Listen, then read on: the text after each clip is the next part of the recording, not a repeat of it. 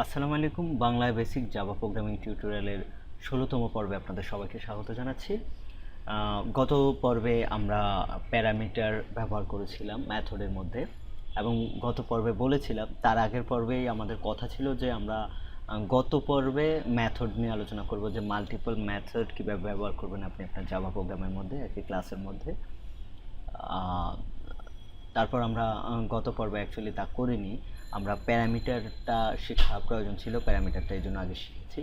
এখন এই পর্বে আমরা মাল্টিপল মেথড নিয়ে আলোচনা করব, যে কীভাবে আমাদের একই ক্লাসের মধ্যে, অর্থাৎ আমাদের প্রোগ্রামের মধ্যে কীভাবে মাল্টিপল মেথড ব্যবহার করব। তো মেথড তো আপনারা মনে হয় পূর্ববর্তী কিছু টিউটোরিয়ালে বেশ ভালোই চিনে গেছেন যে এইটা হচ্ছে আমাদের মেথড। তো এই যে মেথডটা আমরা ফার্স্ট ক্রিয়েট করি ইনিশিয়ালি আমাদের প্রোগ্রামের মধ্যে, এটা হচ্ছে আমাদের মেইন মেথড। এখন এমন না যে প্রোগ্রামের সকল কিছু এ টু জেড এখানের মধ্যে হবে, তাহলে কি হবে, এখানের মধ্যে সব কিছু একসাথে দিয়ে দিলে কি হবে, আপনার প্রোগ্রামটা সবসময় করা পসিবল হবে না, সব কাজগুলো কমপ্লিট করা পসিবল হবে না আপনার একটা অ্যাপসে। আর তাছাড়াও আপনার প্রোগ্রামটা এত বেশি কমপ্লিকেটেড হবে যে কেউ প্রোগ্রামটা বুঝতে পারবে না, অথবা প্রোগ্রামটা ডিবাগিং করতে সমস্যা হবে। ডিবাগিং মিনস হচ্ছে ইরর ফিক্সড, বা এই যে কোনো ধরনের রিয়েল লাইফ চেক করার ক্ষেত্রে যে কোনো প্রবলেম হয় কিনা, এই ধরনের বিষয়গুলো ফিক্সিং, যেটা আসলে সম্ভব হবে না। আর তৃতীয় আরেকটি কথা হচ্ছে যে আপনার প্রোগ্রামটা ফল্ট করবে, অর্থাৎ আপনার অ্যাপসটা আসলে ঠিকমতো রান হবে না, ভারী হয়ে যাবে, বা বিভিন্ন রকম সমস্যা হবে। তো একাধিক ক্লাস বা একাধিক মেথড ব্যবহার করার অর্থ হচ্ছে এই কারণে যে ঠিক প্রোগ্রামের একটা অ্যাপসের মধ্যে ইউজার যখন যেই কাজটা করবে, তখন সেই কাজটার সাথে ওরিয়েন্টেড যেটুকু প্রোগ্রাম হয় সেটুকু রান হবে, আর বাকিটা কিন্তু রান হবে না। তো আপনি যদি সবগুলো একটা ক্লাসের মধ্যে, একটা মেথডের মধ্যে দিয়ে দেন, আপনার কিন্তু প্রত্যেকটা ইউজার হয়তো প্রত্যেকটা ট্যাপে হয়তো সব কিছু রান হবে, প্রত্যেকটা বাটন প্রেসে হয়তো সব কিছু রান হবে। তখন কী হবে, আপনার প্রোগ্রামটা টোটালি ফল্ট করে যাবে, এবং প্রোগ্রামটা আসলে অ্যাপস যেই মার্কেট প্লেসগুলো, সেগুলো তো অ্যাপ্রুভও হবে না, গুগল প্লে স্টোরে তো নাই। তো সেজন্য আপনাকে কি করতে হবে, প্রোগ্রামটা করতে হবে একটা সিমেন্টিক ওয়েতে এবং একটা অপটিমাল ওয়েতে, যাতে প্রোগ্রামটা সবচেয়ে কম পরিমাণ রিসোর্স ইউজ করে এবং সবচেয়ে বেশি স্মুথলি প্রোগ্রামটা রান করে, যার জন্য আমাদের মাল্টিপল ক্লাস এবং মাল্টিপল মেথড এই ধরনের বিষয়গুলোর ব্যবহার। তো চলুন আমরা মেথডে চলে যাই।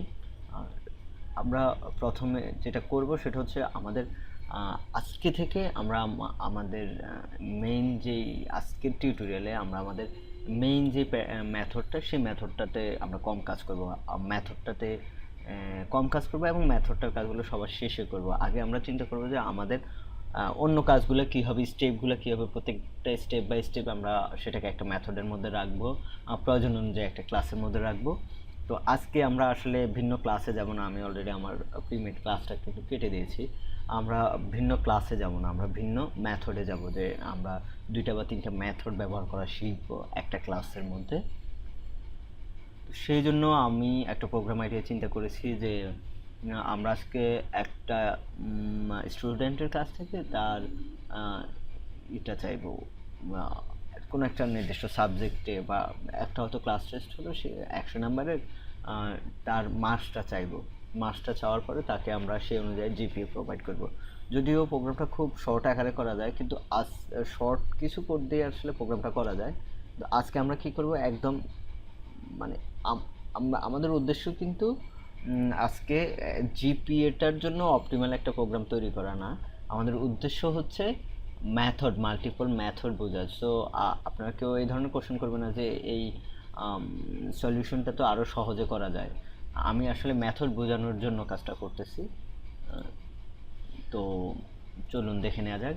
প্রথমে আমরা চিন্তা করি যে আমি প্রথমে কি করব, ইউজারের কাছ থেকে একটা ভ্যালু নেব, যেটা হবে আমার প্রথম নাম্বার, যেটা হয়তো 0 থেকে 100-র মধ্যে হতে পারে, এবং 100-র মধ্যে হবে, এবং কি করবে সেটার মধ্যে 80 পেলে প্লাস, 70 পেলে এ, 60 পেলে এ মাইনাস, এভাবে চলে আসবে, এবং 33-এর নিচে আসলে এফ গ্রেড, অর্থাৎ সে ফেল। এই ধরনের একটা প্রোগ্রাম তৈরি করব।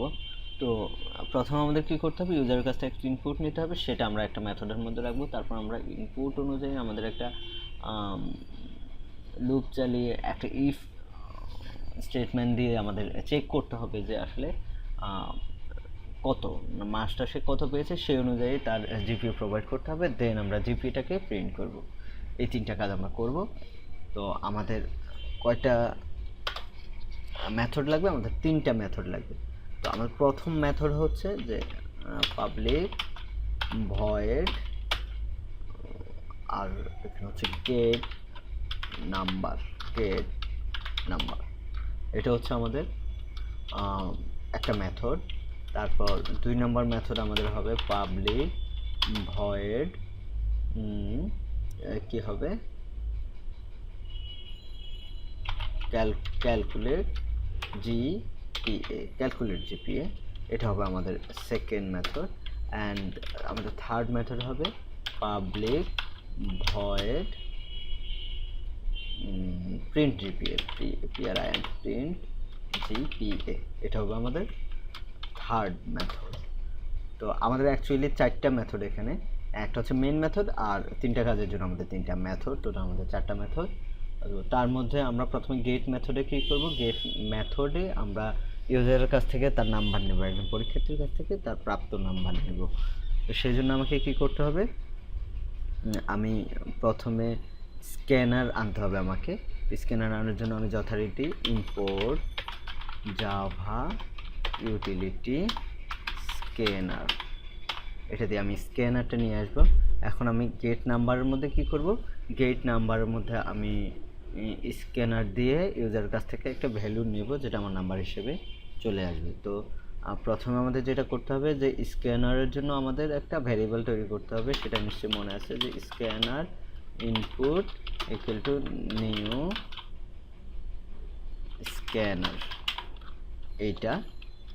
এখন আমরা ভিতরে কি দিতে হবে? System in. এখন আমরা কি করব? আমরা ভ্যালুটা নেওয়ার আগে আমরা স্টুডেন্টটাকে বলবো যে ভ্যালুটা দাও, তোমার মার্কসটা দাও। তাহলে সিস্টেম আউট প্রিন্ট লাইন, তো তার ভিতরে কি হবে? যে এন্টার ইউর মার্কস, সে যে মার্কসটা দেবে সেটা একটা ভ্যারিয়েবলের মধ্যে আসবে। ভ্যারিয়েবলটা হবে আমাদের এটার ভিতরে হবে না, এই মেথডটার ভিতরে হবে না ভ্যারিয়েবলটা। এখন ভ্যারিয়েবলটা হবে বাইরে। তো এটা একটা প্রাইভেট ভ্যারিয়েবল হবে, যেটা আমরা প্রিন্ট করব। এই পর্যন্ত আমরা পাবলিক ভ্যারিয়েবল নিয়ে কাজ করেছি। তো সেজন্য কী করতে হবে? আমাদের ভেরিয়েবলটা আগে ক্রিয়েট করতে হবে, এবং ভেরিয়েবলটার মান নিতে হবে। তো আমরা আগে মানটা নিয়ে নিই, আমরা আগের কাজটা পরে করি, পরের কাজটা আগে। এখানে হবে মার্কস, আমরা একটা ভেরিয়েবল ক্রিয়েট করব। তো মার্কসের ভ্যালুটা হবে যে ইনপুট, তারপর কি নেক্সট ইন্টিজার, এটা অবশ্যই ইন্টিজার, নেক্সট ইন্টিজার, যেহেতু পরীক্ষার মার্কস এটা ইন্টিজারই হবে। আমরা ক্লাসের মধ্যে একদম টপে, একদম আমাদের মেইন ক্লাসটারও আগে আমরা এক বা একাধিক আমাদের ইন্টিজার টাইপ প্রাইভেট ভেরিয়েবল হবে। প্রাইভেট, অর্থাৎ প্রাইভেট ভেরিয়েবল কেন? যে এই ভেরিয়েবলটা এই ক্লাসটা ইন্ড হয়ে যাওয়ার পরে ইন্ড হয়ে যাবে, এটা আর পাবলিকলি অ্যাভেলেবেল থাকবে না। তো প্রাইভেট ইন্টিজার হবে, নর্মালি প্রাইভেট খালি বাড়তি, আর বাকি নর্মালি সব কিছু ইন্টিজার। নামটা কি হবে? মার্কস। এই তো আমাদের ভ্যারিয়েবলটা ক্রিয়েট হয়ে গেল। তারপর আমরা যেহেতু জিপিএ নামে আমরা আরেকটা ভ্যারিয়েবল ইউজ করব, এটাও প্রাইভেট, কিন্তু এটা ইন্টিজার না, এটা হবে স্ট্রিং। এটার ইয়ে হবে জিপিএ, নাম হবে জিপিএ। তারপর আমরা কি করলাম? এটা জিপিটা আমরা অবশ্য পরবর্তীতে দরকার হতো আমাদের, কিন্তু আমরা আগে ক্রিয়েট করে নিয়েছি। এখন আমরা যেটা করব সেটা হচ্ছে আমরা আমাদের মার্কসটা নিয়ে নিলাম। মার্কসটা নেওয়া পর্যন্ত আমাদের কাজ শেষ। এখন আমরা কি করব? ক্যালকুলেট জিপি এর মধ্যে গিয়ে আমরা একটা ইফ স্টেটমেন্ট রান করি, যে ইফ কত দেব? যে marks, if marks is greater than or equal to 80, তাহলে কি হবে? তাহলে হবে জিপিএ ইকুয়াল টু হবে কি এ plus.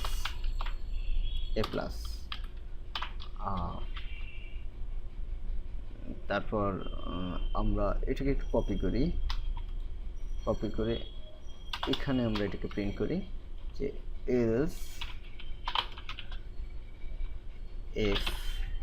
else if marks is greater than or equal to 70 তাহলে হবে a।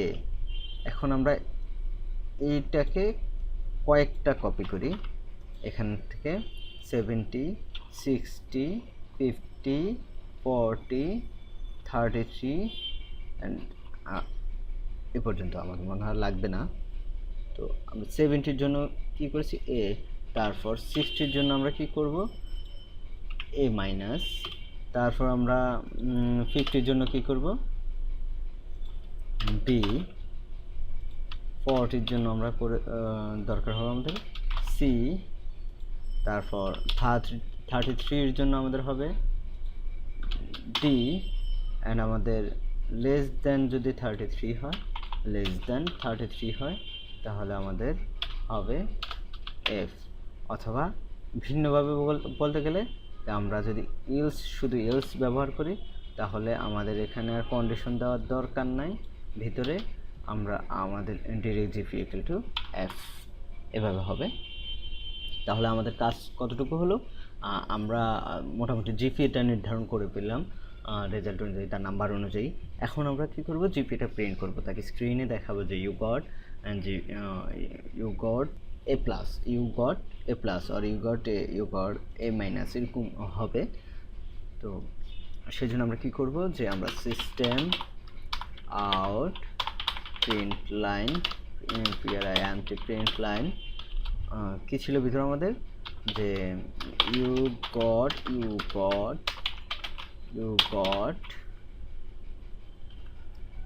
প্লাস টিপি, অর্থাৎ you got A or A plus এরকম হবে, এখানে একটি স্পেস হবে। আমাদের মোটামুটি কাজ শেষ, কোলন হবে এখানে, এই তো।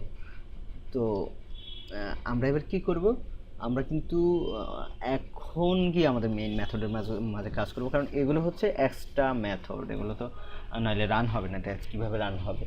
তো আমি প্রথমে কি করব, আমার যেহেতু অন্য একটা মেথড ব্যবহার করব, আমাকে অবশ্যই মেথড ব্যবহার করতে হলে অবজেক্ট তো হতেই হবে, যদি এক্সট্রা ক্লাস হোক বা না হোক, মেথড ব্যবহার করতে হলে আমাদের কি করবে, অবজেক্ট হতে হবে। তো আমরা কোন ক্লাসটা দিয়ে অবজেক্ট গঠন করব, এই ফার্স্ট ক্লাসটা দিয়ে, অর্থাৎ আমাদের তো একটাই ক্লাস আছে, ফার্স্ট ক্লাসটা দিয়ে আমরা গঠন করব ফার্স্ট ক্লাস। আর অবজেক্টের নাম আমরা এখানে কি দিব, যে জিপিএ অবজেক্ট, এরকম যে কোনো কিছু আমরা দিতে পারি, বা শুধু অবজেক্ট দিলে আমাদের চলতো, নিউ ফার্স্ট ফার্স্ট ক্লাস।